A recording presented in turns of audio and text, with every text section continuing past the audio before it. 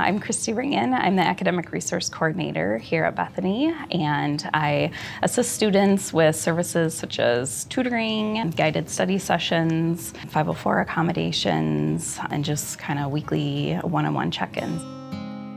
This is the Academic Resource Center. This is just a really great space for students to come and study. There's lots of space.